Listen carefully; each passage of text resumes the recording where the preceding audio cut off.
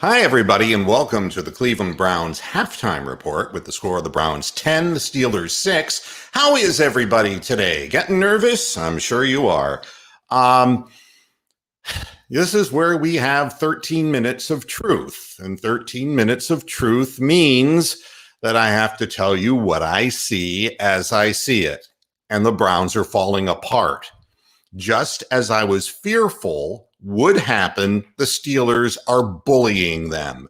Their front line is the one getting all of the pass pressure. They've taken the run away from the Browns because the Browns have stopped running.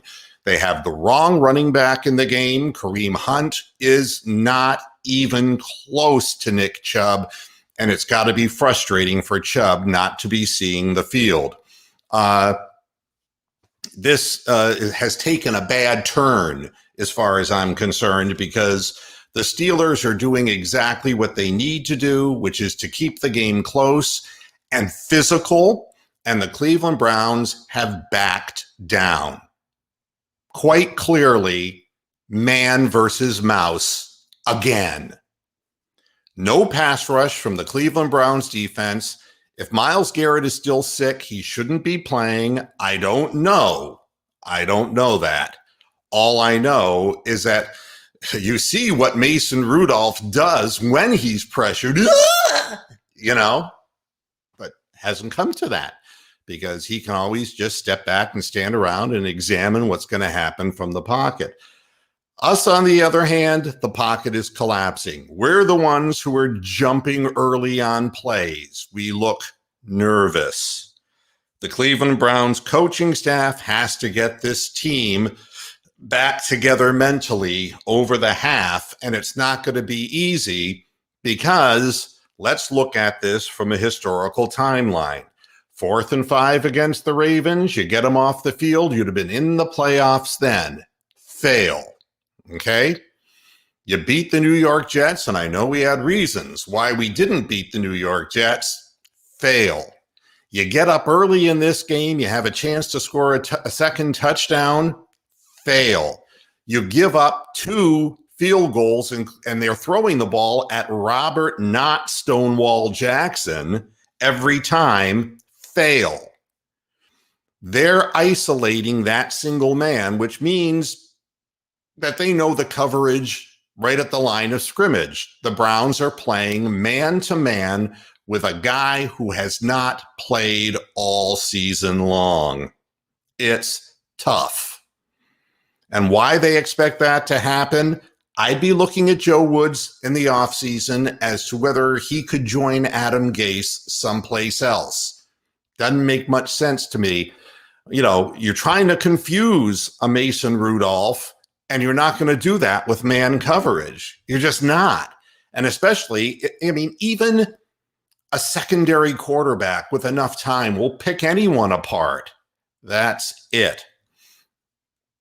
That's how I see this. And it's unfortunate because the Browns got off to great scripted plays, great start. Every penalty that we commit moves us back 5 yards, and that puts us far enough away that we're not getting first downs against this defense. And their second string kicker is better than our first string kicker. And so it goes. Winning organization, losing organization. And it's all right now up to the second half for the Browns to prove that it's not that way. But they just nailed Peoples-Jones, who I can't see coming back into this game after taking the Gumby hit. My goodness, his back arched all the way backwards. He's got to be a hurting puppy. And the Steelers have gained confidence and physicality. So who do you put in instead of Peoples-Jones? Or you put in the extra tight end? Who knows? When you got down in the second time into, the red zone, the one running play ran to where everybody was. I don't understand where that was supposed to go. They gave the ball to Chubb directly into a crowd of mainland China. And then, of course, you have Njoku running through the end zone. And then, why you're picking on Minkah Fitzpatrick, I don't get that either.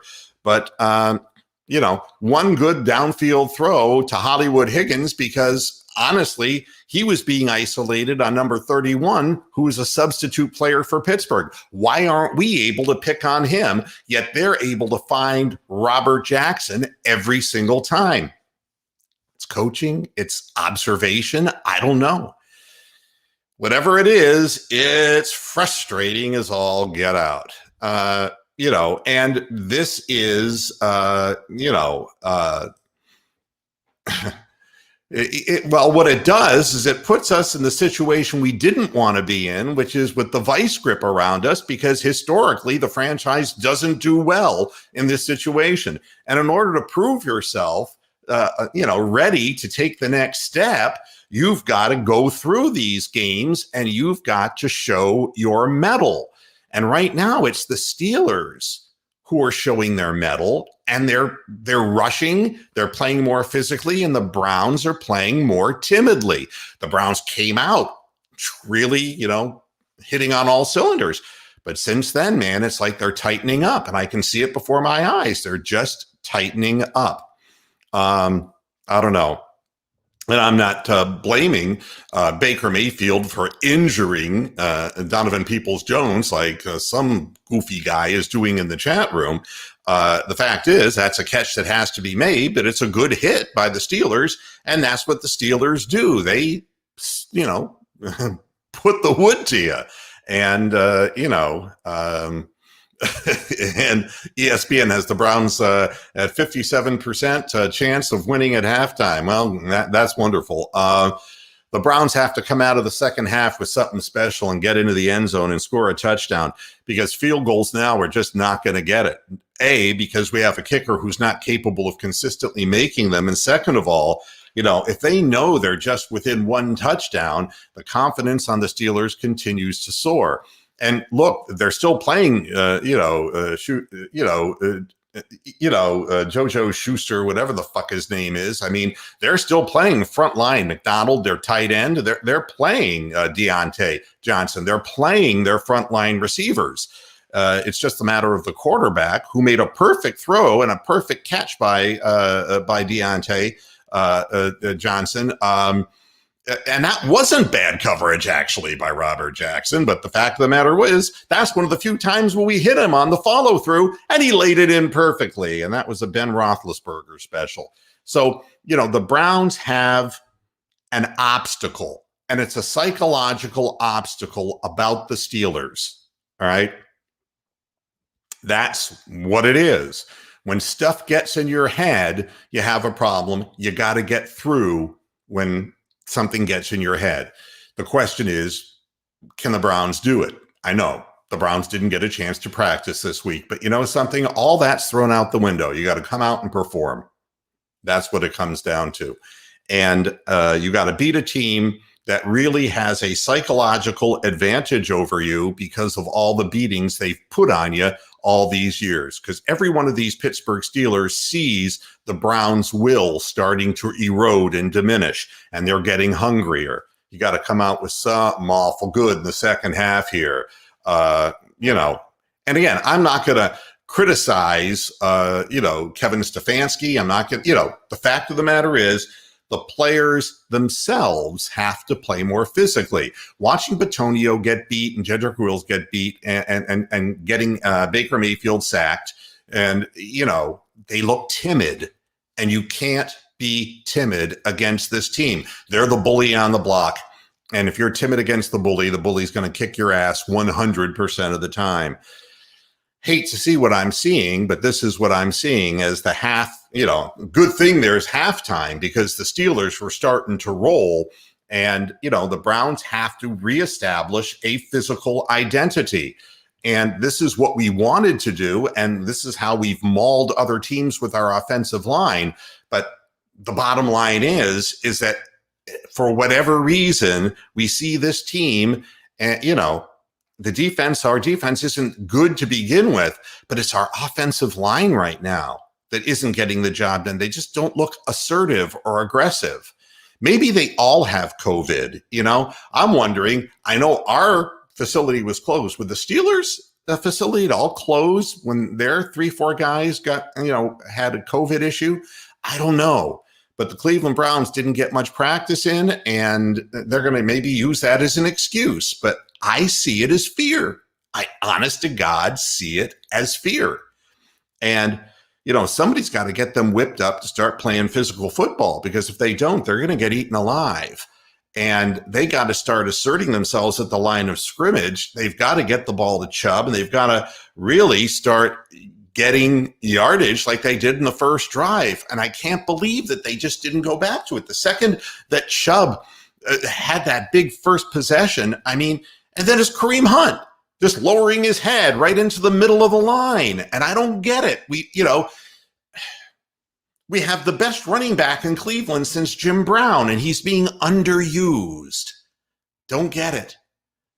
And I know Chubb has it in him physically. You can see he's a man on a mission. He's not choking. He's not cowing down. He's not. He wants to win. Let him play. Goodness gracious. And these are the things that make you shake your head and say, man, I want the people who want to be out there in this situation. And you can't afford to get into situations of third and longs if your offensive line is just not going to block up front. And again, you're not going to get too many long shots down the field. With the wide receivers we have, it's more of a spacing thing, and that's what you need to do. But that's got to be supplemented strongly with a running game. And that's not happening. Hey, Michael Metzinger, how's life out there in Youngstown, Warren area? Good to see you, buddy.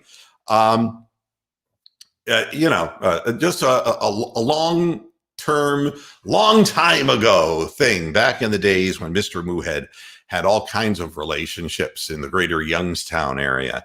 That's all I have to say right now. Everything is in the hands of the attitude of the players and whether they can find a merciless streak in them and find courage. If they cannot find courage, they're going to have a long time to think about it.